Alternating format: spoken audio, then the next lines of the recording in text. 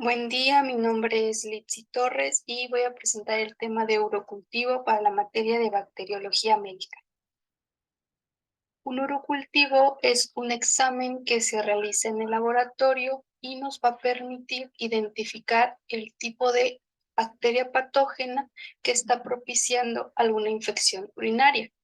Previo a realizar un urocultivo, obviamente el paciente debe de presentar cierta sintomatología que lo va a orillar a acudir a su médico y posteriormente que éste le recomiende realizarse un urocultivo, que es básicamente un cultivo o una siembra de la orina del paciente. También es conocido como cultivo de orina.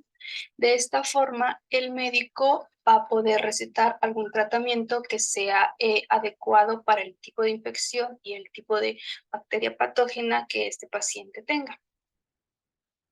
Está basada en la presencia de un número significativo de bacterias. Por lo regular es mayor a 100.000 unidades formadoras de colonia sobre mililitro. Como ya especifiqué, nos va a servir para poder identificar el tipo de bacteria que está propiciando alguna infección al paciente. La cistitis, pielonefritis y uretritis son algunas de las infecciones más comunes detectadas en estos exámenes. El urocultivo puede realizarse tanto en adultos como en niños. Muy comúnmente es también realizada en mujeres embarazadas. La fase preanalítica interfiere básicamente el manejo que va a tener la persona o el paciente a la hora de tomar su muestra.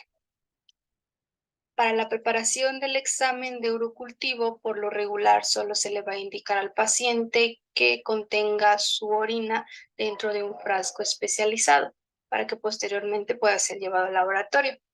Debe ser recolectada mm, la primera orina de la mañana, principalmente es lo que se recomienda, y se debe descartar la primera micción, es decir, el primer chorro se descarta y el siguiente chorro es el que se va a contener dentro del frasco.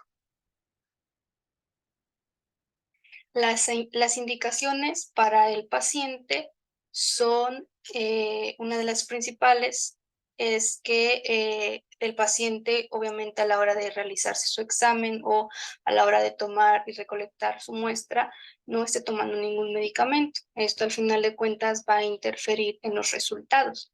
Y muy importante en la fase preanalítica también es la higiene de las personas, es decir, el buen aseo, la higiene genital y también el aseo de las manos. Es decir, en los hombres se recomienda retraer el prepucio e higienizar la región del glande con agua y jabón y obviamente enjuagar bien. Esto previo a lavarse muy bien las manos y tratar de mantener las manos y cualquier otro objeto lejos de la entrada del recipiente.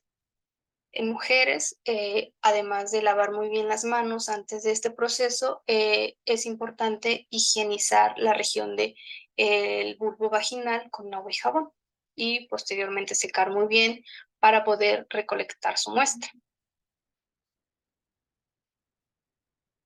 También un punto muy importante es el frasco en el que se va a recolectar la muestra. No debe de ser cualquiera, debe ser un frasco especial, que es el frasco recolector, que lo encontramos en las farmacias o incluso el propio laboratorio te lo proporciona.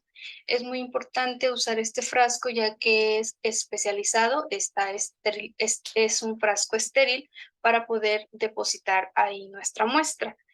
No se recomienda usar ningún otro tipo de recipiente, ya que aunque haya estado lavado muy bien o que haya estado desinfectado, siempre hay la posibilidad de que pueda contener restos de lo que antes contenía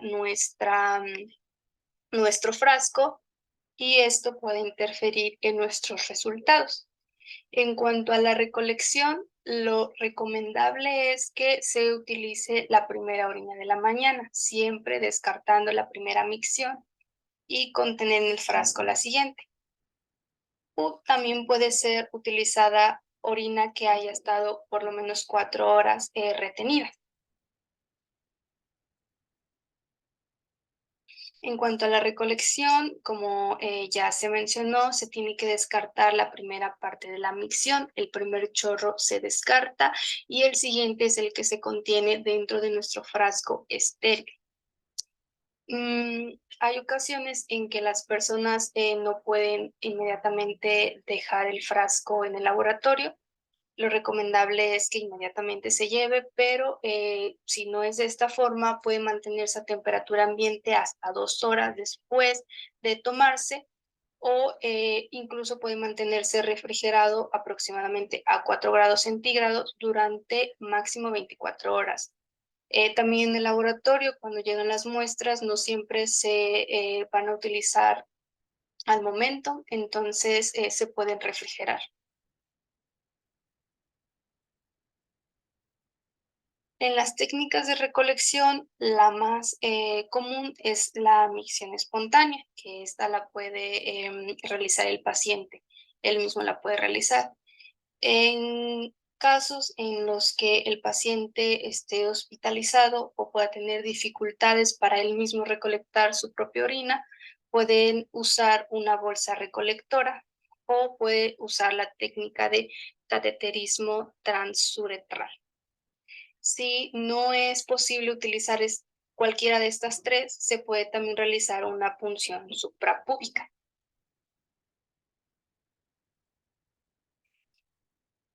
¿Cuándo es necesario realizar un examen de urocultivo? Bueno, pues esto se van a realizar cuando el paciente presenta una serie de síntomas que el médico puede detectar como que tiene algún tipo de infección.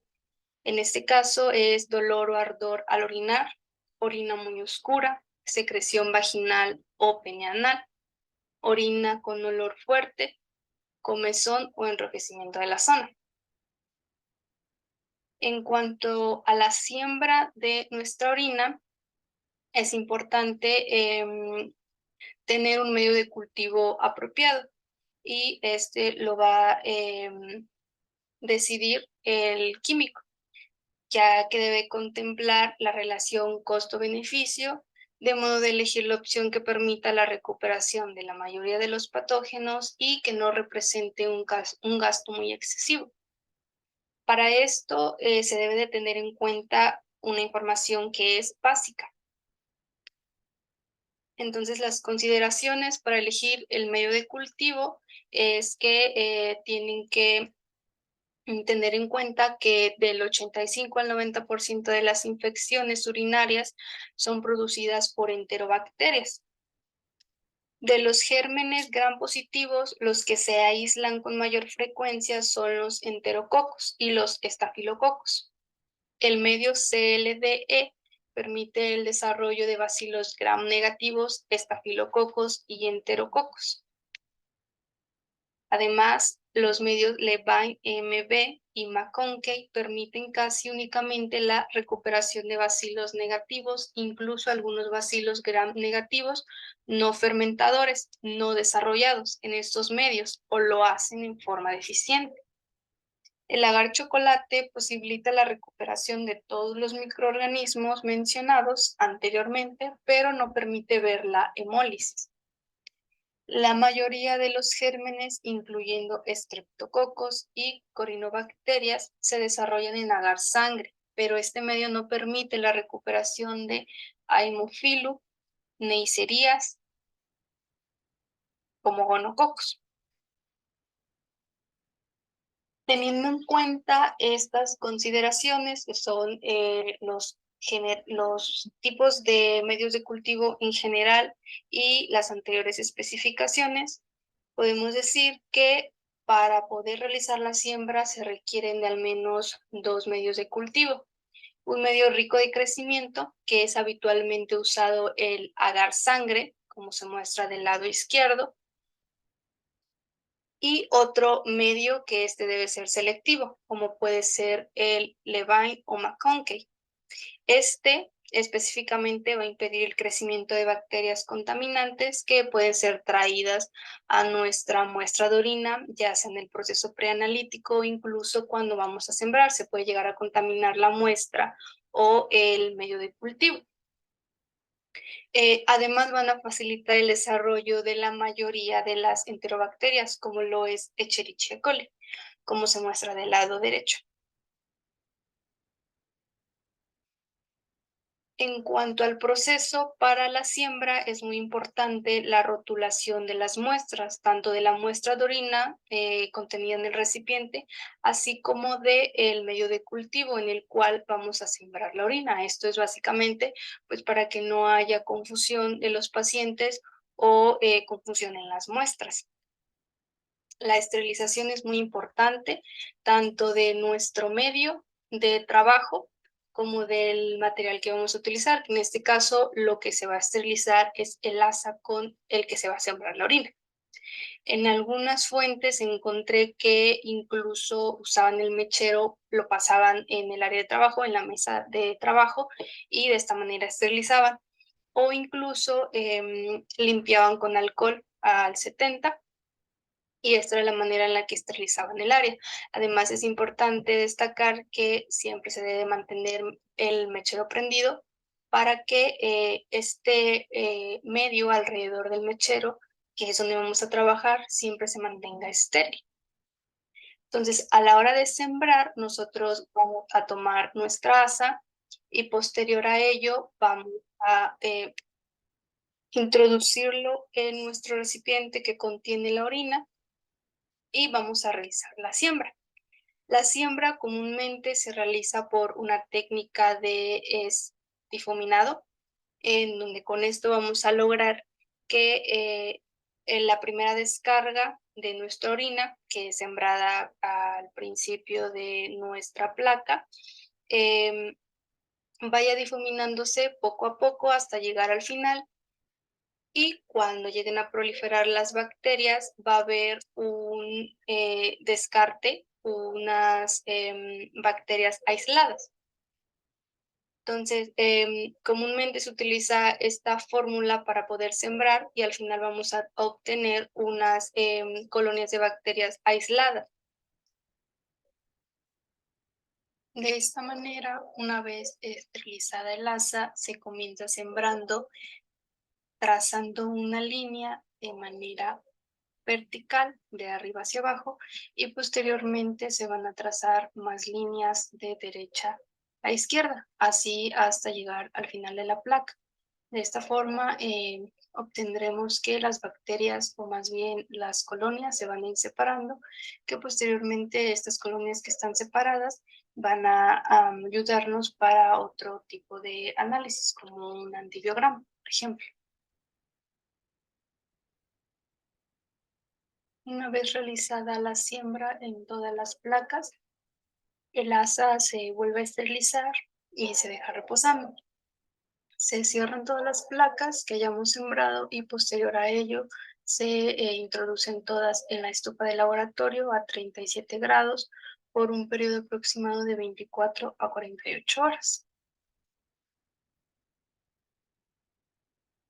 Bueno, esta es otra forma de sembrar, que es básicamente se utiliza la misma técnica de difuminado y como se puede observar, cuando se siembra la orina, de alguna manera vamos descargando hasta que las bacterias o las colonias van a ser cada vez menos.